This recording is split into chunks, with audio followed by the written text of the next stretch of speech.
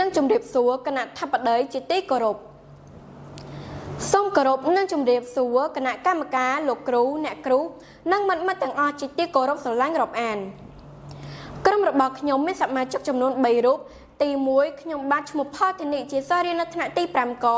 នៃសាលារៀនសុវណ្ណភូមិទី24ទីតាំងសៀមរាបទី2ខ្ញុំបាទឈ្មោះបារាំងបញ្ញបុត្រជាសិស្សរៀននៅថ្នាក់ទី4កនៃសាលារៀនសុវណ្ណភូមិទីតាំងសៀមរាបទី2ខ្ញុំបាទឈ្មោះវុឌ្ឍដាណេជាសិស្សរៀននៅថ្នាក់ទី6កនៃសាលារៀនសុវណ្ណភូមិទីតាំងសៀមរាបទី2ថ្ងៃនេះក្រុមរបស់ខ្ញុំពិតជាមានសេចក្តីរីករាយក្រៃលែងដែលបានមកបកស្រាយតាក់ទងនឹងវិទ្យាសាស្ត្រ STEM ក្រុមប្រធានបទឧបករណ៍ដោយដែលប្រើប្រព័ន្ធទឹកគោលបំណងដើម្បីលើកកម្ពស់គុណភាពអប់រំបែប STEM ដែលជំរុញឲ្យសិស្សសិក្សាស្រាវជ្រាវនិងយល់ដឹងពីការធ្វើបែប STEM ប្រើគំនិតយ៉ាងស៊ីជម្រៅក្នុងការដោះស្រាយបញ្ហាមានភាពអត់ធ្មត់និងចេះសាមគ្គីជាក្រុមសម្ភារៈមានដូចជាទឹកពណ៌ដងការ៉េមកាំបិតក្រដាសឡាំងខ្ចៅចង្កឹះបន្ទាត់កៅទៀនតយោសារ៉ាងថ្មពិលនិងកន្ត្រៃដំណើរការដំបងចោលរុនដងការ៉េមភ្ជាប់ដងការ៉េមជាមួយនឹងខ្ចៅបន្ទាប់មកធ្វើកៅទៀនភ្ជាប់ជាមួយនឹងដំបូលភ្ជាប់សារ៉ាងដែលបញ្ចូលនឹងទឹកពណ៌រួចសាកល្បងឧបសគ្គពិបាករកទិញសម្ភារៈដូចជាខ្ចៅពិបាកចោលរុនដងការ៉េមពេលខ្លះធំពេកពេលខ្លះតូចពេកទាមទារភាពអត់ធ្មត់ដោយបារាយ័យជាច្រើនលើកដូចជាផ្អៀងឬក៏ហើបជើងខាងក្រោម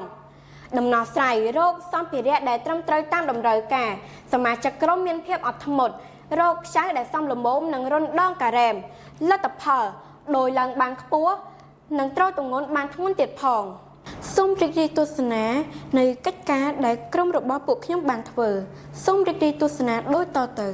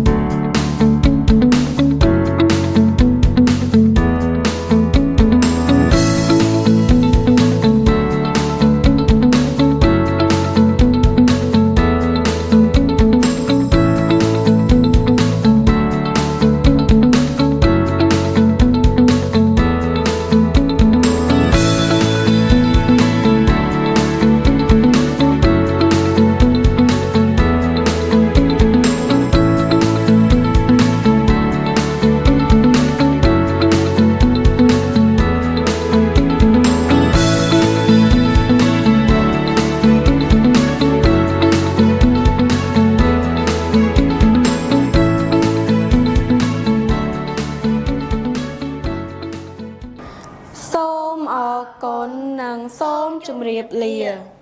សាលារៀនសុវណ្ណភូមិជាសាលាចំណេះទូទៅខ្មែរធំជាងគេនិងល្អជាងគេនៅកម្ពុជា